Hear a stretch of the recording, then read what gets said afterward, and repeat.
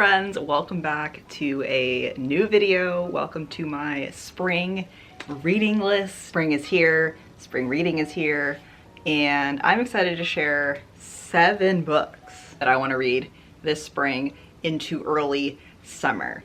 Today is an abnormally warm spring day. It's supposed to be like a high of 80 degrees, so it very much feels like summer today, which I have different feelings, but I was vibing with it this morning. We got out and about. I went and got myself an iced latte. I'm still sipping on it because I never get larges because I can never drink them. I was just feeling like today is a large iced drink kind of day. We're also drinking water. Make sure to drink your water today, friends. So with that said, let's dive in because we have a lot to chat through. I think the majority of these are romance. Definitely. 1, 2, 3.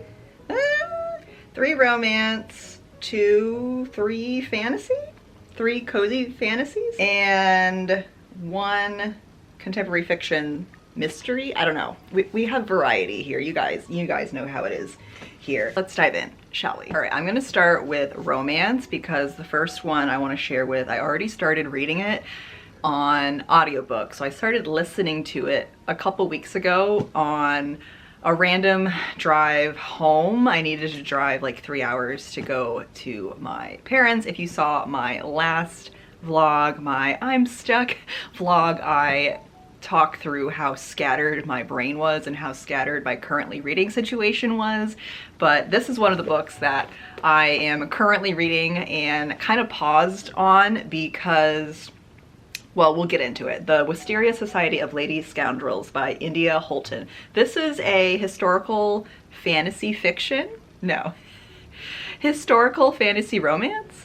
Historical romance. Fantasy, historical, I don't know. Historical fiction, but there's also fantasy elements in here, and the cover is just the most spring, like Regency romance vibes ever, and we needed to add a little bit of those vibes into my spring reading list. So here we are, friends. This is part of a series called Dangerous Damsels, which potentially I think are like standalones, so, or they follow different characters. Correct me if you've read the series or any of the other books, but that's my first impression. And all the books in the series are super cute. Like the second one, The League of Gentlewomen Witches, looks super cute and something I want to read this fall. So here we are. A prim and proper lady thief must save her aunt from a crazed pirate and his dangerously charming henchman in this fantastical historical romance. So I started listening to this in audiobook and quickly realized I need to like read the book in either like paperback or ebook form because the narrator is British. We're taking place in Victorian England in this book, and my headspace when I started listening to this was just not in a place to be able to focus on listening to a British narration, and I was actually getting really into it. I wasn't really sure how I would feel about this type of book because I don't think I've ever really read a historical romance like with fantasy elements, especially with like Victorian England vibes. That's something I've only really read historical romances. And then, of course, I read historical romance fantasies with like witches and more of like an autumnal dark vibe to it. So this is something I wasn't really sure if I would like, but I'm really enjoying it so far. It's actually LOL funny, so fantastical. Like, that's why I just love fantasy because I don't know what to expect, and going in with low expectations, I'm like always instantly surprised or being caught off guard and just like funny things like that. So I think the whole premise of this book, our main character Cecilia is the ideal Victorian lady, but she's also a thief, part of this crime society called the Wisteria Society, and they all fly around England. Like there's a big element in here of like the people fly, but the houses also fly, which I've never really seen or read in a story before, so I think that's just a fun little element. And the fact that they also have pirates in this book, but not like the traditional like riding in a ship pirate, they like ride houses. So it's so fantastical, but like it's been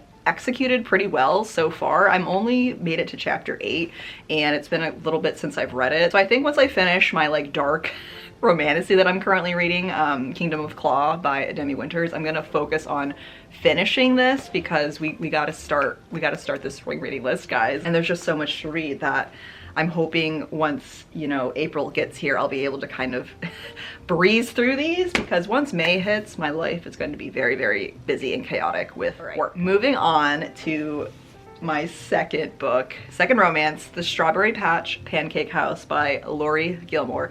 Y'all, I've entered the domain of the TikTok sensation of Laurie Gilmore, and I mentioned this again in my last video. I started listening and reading the Pumpkin Spice Cafe, which was the first installment of Laurie Gilmore's Dream Harbor series, and I went in with low expectations on the book, obviously, knowing it was like super spicy and like it had mixed reviews, I feel like, from what I've seen online. So I went in with super low expectations, and I actually really enjoyed it. I think what made it fun and different for me was that there's also like a cozy mystery element to each of the books, at least the first two. I've also read the Cinnamon Bun Bookshop because I immediately started reading that after the Pumpkin Spice Cafe one.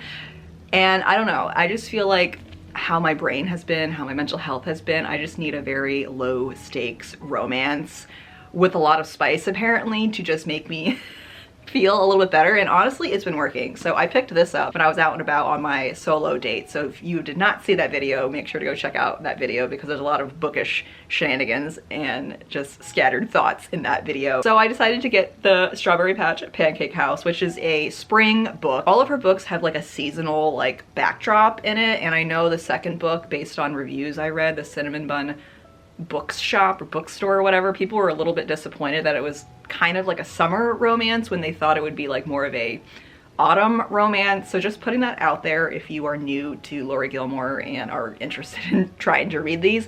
The first book is overtly fall, Pumpkin Spice Cafe. The second one is very like summer to early fall, like it ends in the fall time, but it's mainly like a summer like kind of romance. And the third book is a Christmas Tree Farm book, which I am definitely going to read this Christmas. We're gonna save that. So we're jumping a little bit out of order, which I'm deviating, guys. I'm deviating, and I want to read this very soon. As a world-renowned chef, single dad Archer never planned on moving to a small town, let alone running a pancake house. But Dream Harbor needs a new chef, and Archer needs a community to help raise his daughter. So we're just adding more new characters to this cast of Dream Harborians, and I'm just all for it. I think this could be a good book for me to read in like late April, May, when I just need a break from life and the stress and chaos going around me. But who knows, I could very well just immediately read this next because I just want to read it. All right, my last like overtly romantic spring book is Spring Fling by Annie England Noblin. Rekindle your belief in the magic of first love and the charm of small towns with Annie England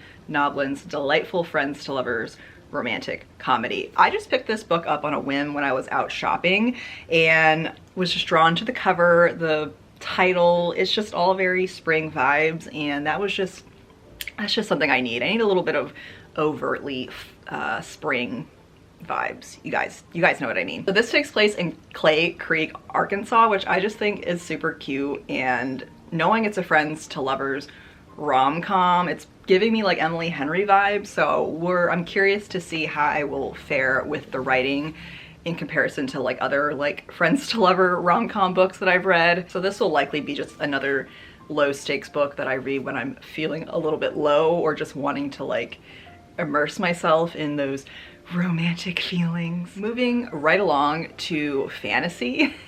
The second installment of the Emily Wilde series. This is Emily Wilde's Map of the Otherlands by Heather Fawcett. I have not read the second one yet, and I know the third book just came out this spring, so I'm a little bit behind, but it's okay because I like getting the paperback versions, the Barnes & Noble version. That's just my favorite cover series of the whole like different variations. So I'll just wait till next year when the paperback comes out for the third book and read it then. But this is kind of a spring tradition for me to read, you know, this series. So I'm very excited to continue reading through Emily's story. When mysterious fairies from other realms appear at her university, Emily Wilde must uncover her secrets before it's too late in this heartwarming, enchanting second installment of the Emily Wilde series. So as a reminder for myself, Emily Wilde is a scholar, and in book one, I remember she was just like studying, you know, fairies and like, you know, going on her little adventure. And then she just, I think by the end of that, she finished writing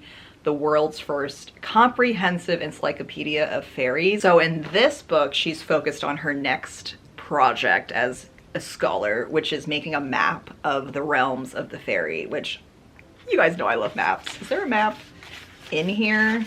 I don't see a drawing of a map. Uh-oh.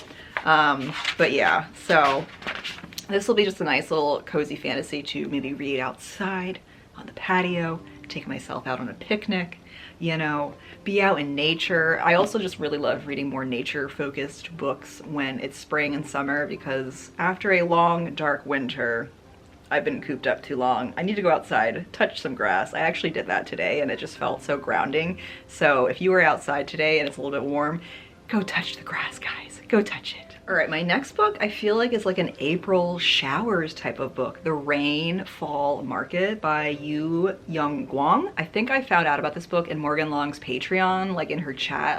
Some of the people like shared this book in there, and that's when I first learned about it, and I was like, this book sounds amazing. Let me look into this, and here we are. We have our copy.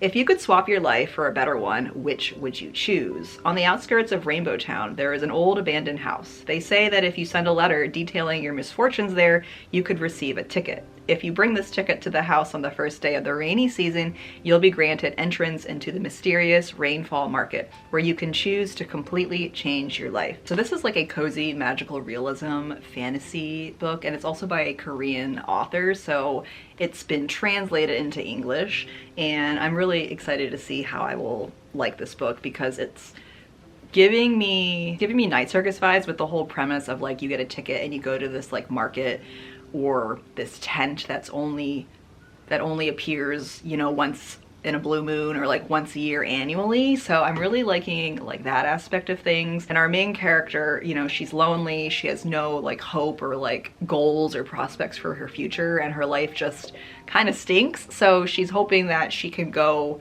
to this market, win a ticket, and change her life. And I think the premise is she only has 1 week to find happiness when she gets into the market.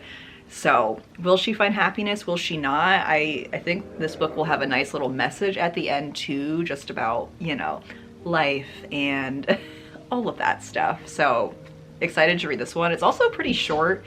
It is like 200 pages, around 200 pages. So I might read this in April. Okay, I guess we have 2 magical realism books in my spring reading list, because my next book is Watermoon by Samantha Sotto Yambao. This story circles around a magical pawn shop in Tokyo.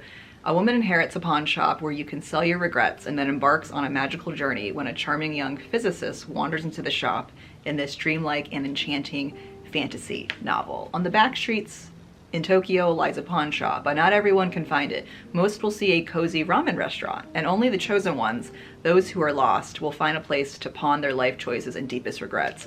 There's actually a lot of parallels between these 2 stories, so that'll be interesting to read. I just love the whole, again, like the whole premise of there's a secret shop or market or something, and if you're the chosen one or you get the ticket or you find it, you can, you know, embark on maybe a better life, find happiness for yourself. So yes, yes, yes, yes. All right, my last book to round all of this out is Wild Dark Shore by Charlotte McConaghy.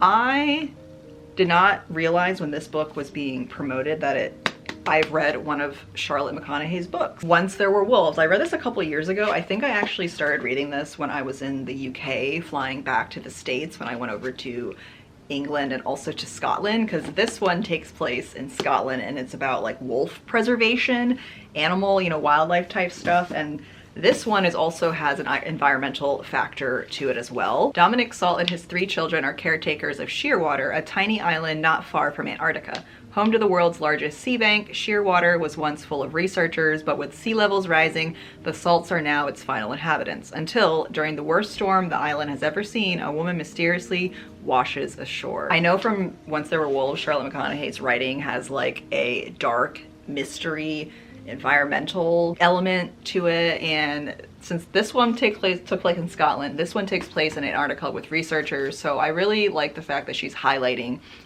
environmentalism and all the, you know, issues that the world is experiencing around it, and also other themes of like isolation and secrets, and I just love all of that. So this kind of like rounds out and balances out my like, you know, low stakes romance with a little bit of, you know, serious mystery and earthiness. We're out and about in nature, y'all. All right, friends, there we have it. We have my 7 books for my spring reading list. Very, very, very keen to finish my other books so I can start reading these. And I would like to know what you guys are reading this spring season. If you're in the Northern Hemisphere, feel free to let me know down below what you're currently reading, what you want to read, or just even a spring book recommendation, because I think I'm going to also film like a spring recommendation short, like books that I've already read that are very springy, so you guys can have some more options of books if you're trying to find, you know, cozy fantasy or romance books that you want to read this season. So leave me a comment down below. Let me know what you're reading, what you want to read, all that fun stuff, how you're feeling now that spring has finally arrived, or maybe it's slowly coming your way depending on where you're living. Also, as a final note, I just want to say thank you to anybody that left a nice and sweet comment on my last video where I was just feeling completely all over the place. We're coming to the end of Mercury retrograde. I think we have a solar eclipse today, actually. So the feelings have been kind of equaling out. The whole process of like filming that video and like working through my feelings and sharing it just really helped me get those emotions out of me. And that's just kind of like what my purpose is. Like, I know in that video I said, I don't know what I'm doing. I don't know where I'm going. What's my purpose? Because like in this whole past month, I've just been really struggling with like negative self-talk and like not feeling good enough, like in general, but also just with YouTube and like my content and like my online presence, like completely like not me thoughts, like ego thoughts and like, you know, low vibe Sheila thoughts. This whole past week, I've been able to kind of remove myself and like look like at my ego, like my higher self, just kind of reflecting on like, I would never think any of those things about other people, like my favorite YouTubers or just anybody out there like making content. I would never think they're not good enough, or, you know, they're dumb, they're wrong. And those are things I've been telling myself like these past few weeks. So it's been quite a low mental health month, and I feel like I'm coming out of it, and making that video just really helped me kind of like take myself out of the situation and look on myself at like a, you know, bird's eye POV. So thank you to anyone that left a comment. And if you yourself are also struggling with similar feelings, you're not alone. I understand. It's just difficult to exist these days. But for me, going out, doing stuff, getting out in nature, journaling, talking through it, filming it really helped me just move through it. And I also did a tarot reading for myself that I wanted to do in the video, but I forgot my tarot deck when I traveled. But I pulled myself a little Woodland Wardens past, present, future spread, and it really just helped kind of affirm everything going on, and that this is temporary and I will be okay. So extending all of those kind-hearted messages to you, friends. If you are not feeling too well either, sending light and love to you as well. So thank you, friends, for being here and for your continued support and just sticking around through, you know, the up and downs of me. I appreciate you guys so much, and I will see you in the next video. Bye.